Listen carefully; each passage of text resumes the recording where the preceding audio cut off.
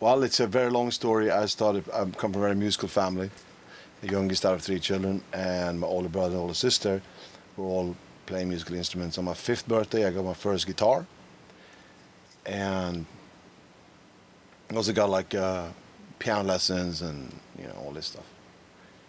And when I was 7, I saw Jimi Hendrix set a guitar on fire on TV. And I thought it was the coolest thing I've ever seen. So I started playing guitar, and I'm just very fanatical about the, learning everything, and I started in bands. I was like really young and all that stuff. So yeah, it's a much longer story than that, but that's a short version of it. Well, as far as being known exactly how to set the guitars up and wire things in and stuff like this, it was from the very beginning. My uncle is a R&D professor at Philips and stuff. He taught me everything about soldering and positive and negative, everything like that since I was a little kid. And so the first guitar I ever had, I started modifying it with everything, tremolos and everything, even on an acoustic guitar, And then my other cheap electric, I did the same thing, blah, blah, blah. And then when I was very young, I took a little gig as an apprentice at a luthier shop in Sweden. And they... well, in there, of course, I learned how to, do scalloping and stuff like this and refretting and everything. So I've always been involved with it.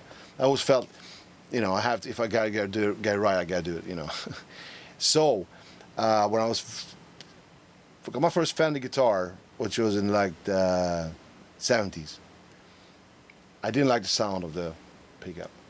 So I went to the local store and they said, check this out, and it was this other brand. And I had this pickup in for a long time. It's called a Fat Strat pickup. And when I came to America, I was very frustrated with the sound of the hum that came with the single coil. And everybody else, Evan Hale, everybody used to put like the Gibson pickups in. I didn't want to do that because I liked the definition of single coil pickups, so I couldn't stand the hum. So I actually got to talk to some other company very early on, and I said, why don't you take the 2 coils and put them like this? Oh, okay. We tried it, and I got one model, and I said, no, it's too weak and doesn't really work. I got a second one. I said, no, it doesn't have the tone, doesn't have the power. Okay, and then I got a third one, and I said, well, it still doesn't have the tone and power, because what it is, it's like when you take the 2 coils and put them on top of each other, you basically end up with half a pickup, the way that one was designed. So, in order not to get the noise, you had to sacrifice the tone and the power of the pickup. I don't like too hot pickups, but at least some level, So many years went by, 25 years maybe, and probably, yeah, something like that. And I was approached by Seymour Duncan, and they were very, very cool. And they said, we know you used this pickup for years, but we're going to make it something. I said, well, got to lose. And so we started the procedure, and the whole thing took about a year. From the very first pickup to the last one that we all decided is going to be the perfect one was about a year. And the thing is, this pickup, these 3 pickups are not the same. They're different. Magnet staggering, windings, everything. And I think we ended up with 21 different versions rather than 3. And so what we came up with was that in the back here you have all the power you need for power chords and stuff like this. And here, what happens here with the magnetic pull on the string is very crucial, so that you don't have too much magnetic pull. And because what happens is it can actually cancel the note out. So we worked on it for a long time, and it was extremely, a long-term process, but it was very rewarding in the end. And I'll say thank you to everybody that was involved. Seymour Duncan rules. And I can tell you this, if you ever had one of these guitars, one of my model guitars with my old pickups, and you changed over to this, you would know what it feels like to die to go to heaven, because that's what's going to happen. I mean, it's such a dramatic difference. It's not even the same universe. The sound, the response, the harmonics, everything is sick. You can't even compare them. They might look the same, but they're definitely not the same.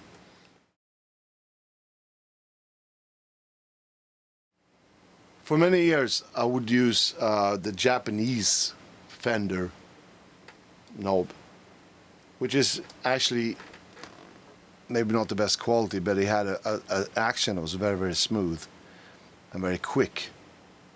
In other words, when you do this, you know, what you do on a Stratocaster, it was very responsive, very fast. And that was something that we worked on as well. And it's extremely good, it's very smooth and fast, which is what you need to do when you do like swells, violin swells and stuff like this. So it goes along with these pickups as the YJM Fury, you know, pickguard kind of thing.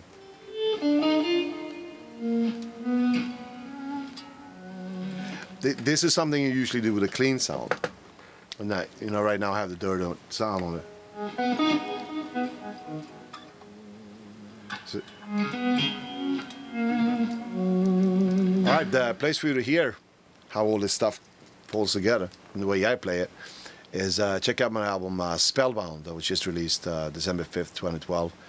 And it was, the whole thing was done with these guitars and stuff like this. So it really shows you, because it's got a lot of the, what I'm kind of known for, you know, the neoclassical stuff, but it's also got some little Hendrixy, cleaner sounds as well. So it's got a lot of versatility, you know, what's going on there.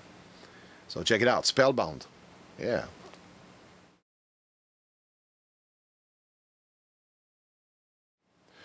Okay, I never took any lessons myself on guitar. I took piano lessons and drum lessons and vocal, you know, other instruments and stuff like that.